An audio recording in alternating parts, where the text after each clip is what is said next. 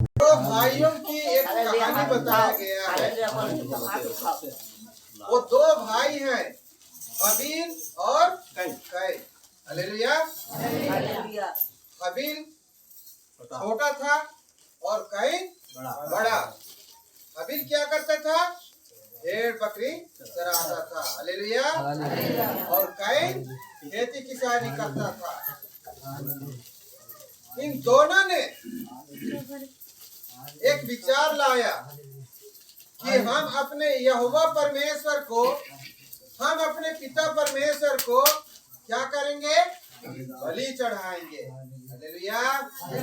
बोलो यीशु मसीह की जय। यीशु मसीह की जय। दोनों भाइयों ने क्या सोचा कि हम पिता परमेश्वर को बलि चढ़ाएंगे। और दोनों भाई क्या किए? अपने पिता और अपनी मां आदम और हेवा के पास गए और उन्होंने अपनी इच्छा को प्रकट किया। तब आदम ने क्या कहा कि बेटा, इस संसार में जो कुछ भी है सब पिता परमेश्वर के द्वारा सृष्टि किया गया है। कैन को भी यही बात उन्होंने समझाई। तब हेवा ने कहा कि बेटा, जो तुम इस मिट्टी में पसीना बहाकर कमा रहे हो ना, उसका सबसे उत्तम भाग क्या करो? प्रभु को अर्पण करो। हालेलुया। हालेलुया। बोलो यीशु मसीह की जय। यीशु मसीह की जय।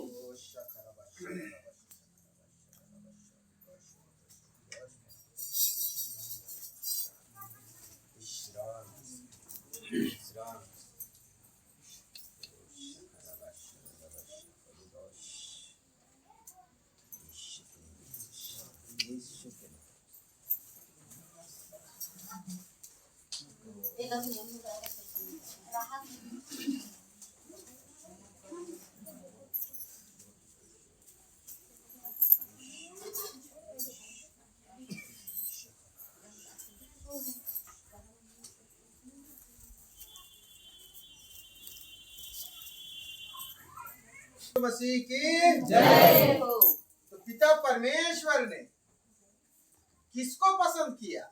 किसका बलि को पसंद किया? हबील का। हालेलुया। हबील का बलिदान को पिता परमेश्वर ने स्वीकार किया।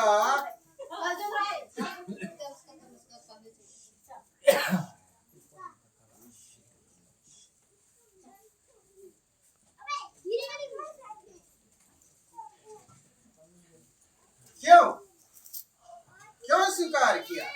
क्योंकि हबील ने क्या किया? अपनी भेड़ों में से सबसे अच्छे, मोटे, ताजे, तंदुरुस्त भेड़ को प्रभु के लिए क्या किया? अर्पण किया। हालेलुया। और वहीं कैन ने क्या किया? वो जो हम लोग क्या बोलते हैं, बदरा है ना, खुट्टा बोलते हैं, जो कि अच्छा से पका नहीं है, अधपका है, वो सूख गया होगा, उसको कोई कीड़ा उसको चूसा होगा, उस सारे भाग को ले जाकर क्या करता है? प्रभु को अर्पित करता है। प्रभु ने क्या किया? उसका बलिदान जो चढ़ाने का था, उसी को हवा के माध्यम से उठा के किसको मारता है? कैन को मारता है। मतलब कि यहोवा ने क्या दिखाया कि कैन, तुमने जो मुझे जो चीज अर्पण किया है, मैं उससे प्रसन्न नहीं। हालेलुया। हालेलुया। हमारे जीवन में भी आज वही व्यवहार है। हमारे जीवन में भी आज वही स्थिति पैदा होती है जैसे हबील और कैन के समय में था। आज यदि हमारा बेटा बाजार जाता है या कहीं मेहमान जा रहा है, हम पूछते हैं, बेटा तुम्हारे पास कितना पैसा है? यदि बोलता है 200 रुपया है, इतना हो जाएगा, तो हम क्या बोलते हैं? नहीं बेटा, 100-200 रुपया क्या करो और रख लो, क्या पता रास्ते में गाड़ी का पेट्रोल खत्म हो जाएगा, क्या पता गाड़ी कहीं पंचर हो गया। हम लोग उसको क्या कर रहे हैं? एक्स्ट्रा सपोर्ट कर रहे हैं, अलग से उसको क्या कर रहे हैं? बल दे रहे हैं ताकि वो अच्छा से जाए और अपना काम निपटाए और वहां से वापस आए। हालेलुया। लेकिन हम प्रभु के लिए क्या करते हैं? हम प्रभु को क्या चढ़ा रहे हैं? हम अपने पिता परमेश्वर को अपने यीशु मसीह की महिमा के लिए, अपनी पवित्र आत्मा की महिमा तारीफ प्रशंसा के लिए हम लोग अपना मेहनत तक को नहीं चढ़ा रहे हैं। अपनी मेहनत को भी, अपने आप को भी हम प्रभु के सम्मुख उपस्थित नहीं कर पाते। हम भी उसी कैन की तरह हैं। आज भी मैं यहाँ पर देखता हूँ तो मेरी माएँ हैं, मेरी बहनें से ज्यादा है, मर्द यहाँ नहीं है लगता है। तो बाहर से जो आए हैं उन्हीं लोग हैं, एक दो जने चाचा लोग हैं, मामा लोग हैं, बाकी लोग कहाँ है? इतने सारा गांव बस्ती है, कहाँ है? अपनी मेहनत तक को हम यहाँ पर नहीं ला सकते, अपने आप को हम लोग यहाँ पर नहीं ला सकते, तो प्रभु हमसे कैसे खुश होगा? हम कैसे प्रभु को खुश कर पाएंगे? हम कब हबील बनेंगे?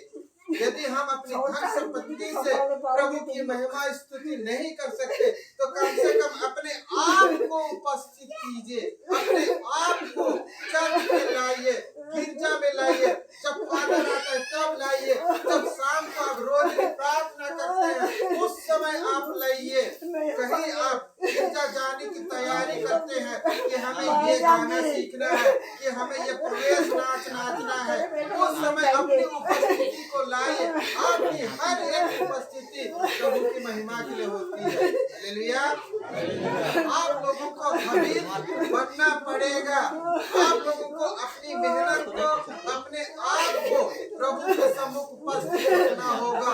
यदि आज के दिन में मैं एक सच्ची बात बता रहा हूँ, बोलना तो नहीं चाहिए, लेकिन मुझे भी दुख होता है कि जब भी दान का पैसा आता है मैं ये नहीं देखता जो 5 रुपया है, ये 10 रुपया है, ये नया है, ये पुराना है। लेकिन ऐसे भी आज हमारे कलीसिया के विश्वासी गण है कि पूरा के पूरा नोट होता रहता है, उसको भी मोड़ मार के दान चढ़ाते हैं। आप कहाँ है? आप हबील है या कैन है?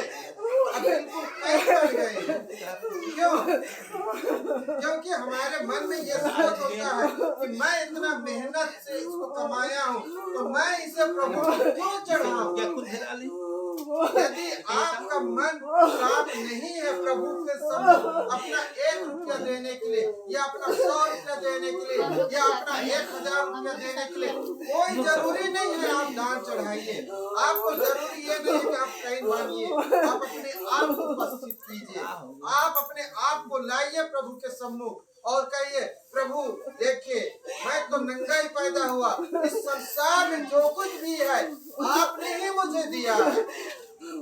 ये हाथ, ये पैर, ये मुंह, ये आँख, प्रभु जी सब कुछ आपने ही दिया है। मैं अपने आप को आपके सम्मुख उपस्थित करता हूँ। हालेलुया। आज हमको पूरी हृदय से, पूरी आत्मा से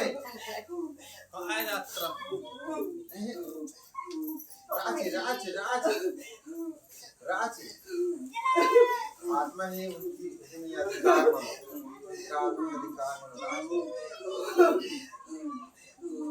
आज हम लोग को हबील बनना पड़ेगा।